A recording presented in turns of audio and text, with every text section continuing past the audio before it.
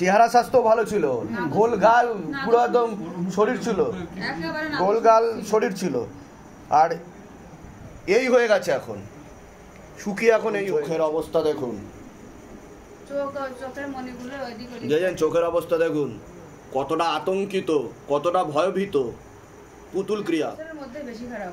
তাহলে এটা বৈজ্ঞানিকরা, সায়েন্টিস্টরা, ডাক্তাররা এটাকে কি ব্যাখ্যা দেবে যে ছেলেটা সুস্থ স্বাভাবিক ছিল, হঠাৎ করে এরকম হয়ে গেল কেন?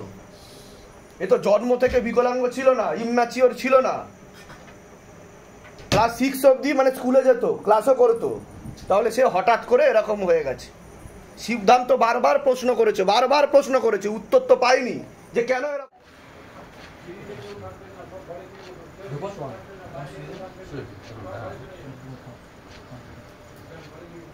আসন করে বসে, আপনারা বসে যান,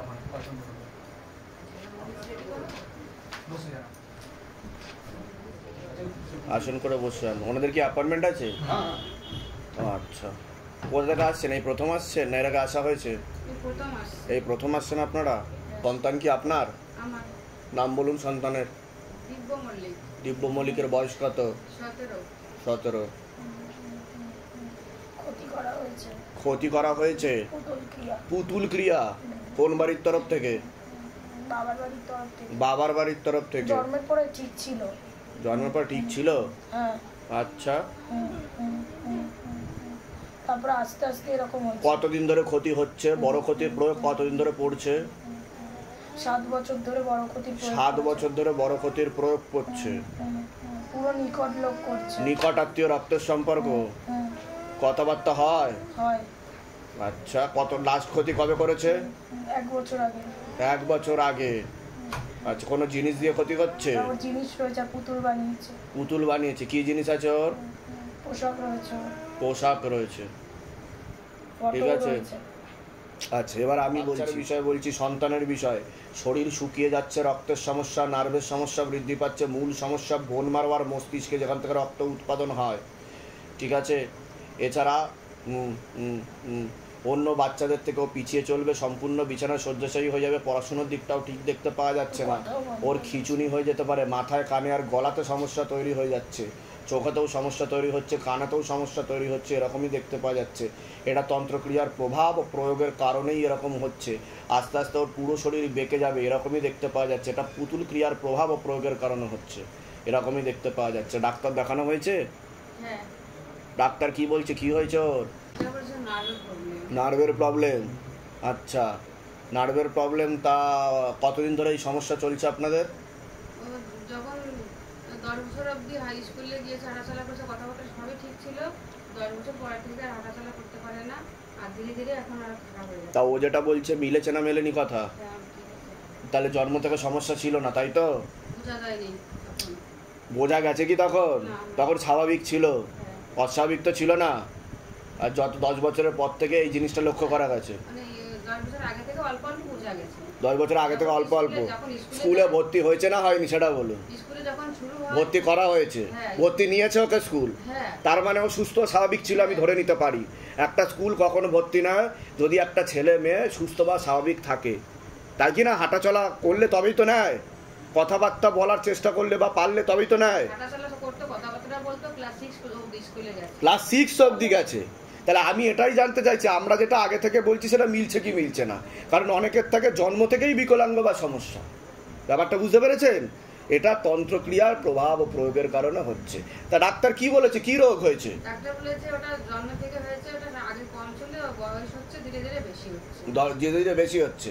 তাহলে ডাক্তারের কাছে এর কোনো চিকিৎসা নেই? না, কোনো চিকিৎসা নেই এর? ব্যাঙ্গালোর থেকে 2 বার দেখানো হয়েছে, বলেছে ওর এর আগের ছবি আছে? দেখাতে পারবেন একটু? ফোন নিয়ে আসো বাইরে থেকে। কি শুয়ে থাকে বাড়িতে? এমনি শুয়ে থাকে? এটা কত সাল থেকে এরকম অবস্থায় রয়েছে ও? 10 বছর বয়স থেকে। আচ্ছা, কথা সব বন্ধ হয়ে গেছে। দেখুন চোখের অবস্থা দেখুন, দেখেন চোখের অবস্থা দেখুন, কতটা আতঙ্কিত, কতটা ভয়ভীত। পুতুল ক্রিয়া।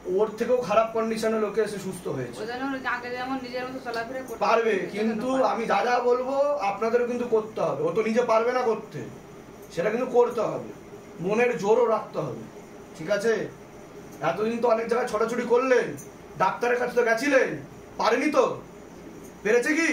না, আশা ছেড়ে দিয়েছে। হ্যাঁ, তাহলে এখন বাবার চরণ আশ্রিত হন। বিশ্বাস করেই তো এসেছি। কৃপা হবে, যেখানেই বিশ্বাস সেখানেই নিঃশ্বাস। উঠে বসান না আমাকে। না, ঘাটটা তুলুন তাহলেই হবে, ঘাটটা তুলুন।